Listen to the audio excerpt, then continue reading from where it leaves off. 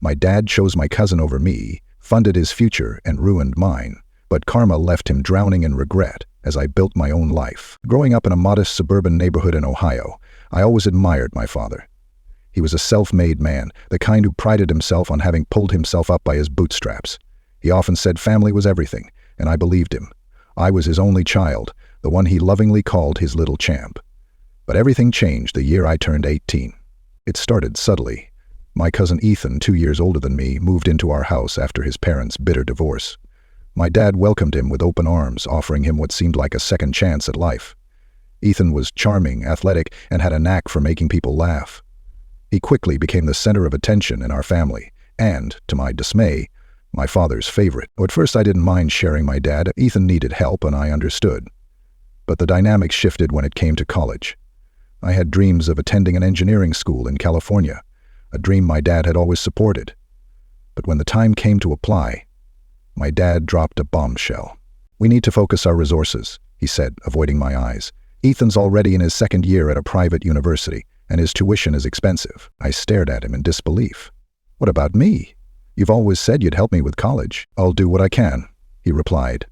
But what he could do, it turned out, was very little. Ethan's tuition drained the savings account my father had built for years. I was left scrambling for scholarships and part-time jobs to scrape together my future. Ethan, meanwhile, thrived on my dad's dime. He joined fraternities, went on expensive trips, and breezed through his business degree with no financial stress. My resentment grew like a weed, twisting its roots into every corner of my heart. I ended up at a state university, juggling a double major in computer science and part-time shifts at a coffee shop. My life was a whirlwind of exams, work, and exhaustion. My father's support was minimal. A check here and there, a call every few months. But he was always eager to talk about Ethan's achievements. "Ethan's starting an internship at a Fortune 500 company," he'd say, pride dripping from his voice. "You should take some tips from him." Each conversation was a stab to my chest.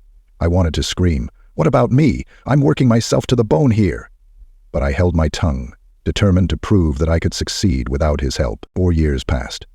I graduated with honors, landed a tech job at a startup in Boston, and began building a life I was proud of. Meanwhile, Ethan's charm began to falter. Despite my father's unwavering support, Ethan squandered opportunities, racked up debt, and eventually lost his job. My dad bailed him out time and again, sinking deeper into financial strain. But it wasn't until I moved to Europe for a lucrative position in a tech firm that my father began to see things differently.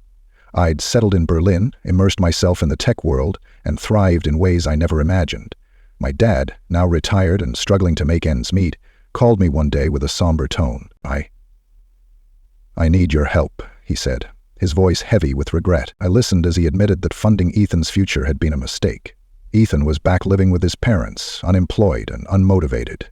My dad, who had always believed in building a legacy, was left with nothing but regret. "I'm proud of you," he finally said.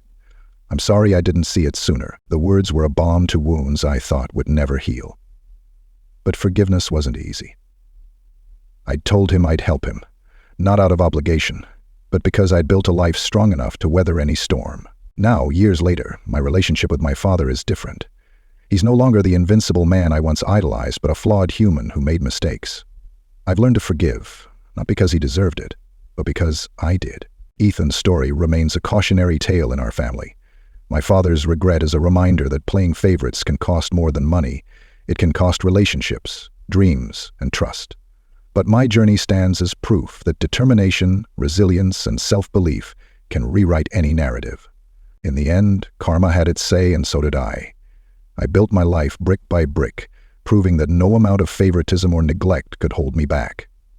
And as for my dad, he'll always carry the weight of his choices, but he's learned the value of seeing and appreciating the strength in everyone, even when it's quiet, even when it's unseen.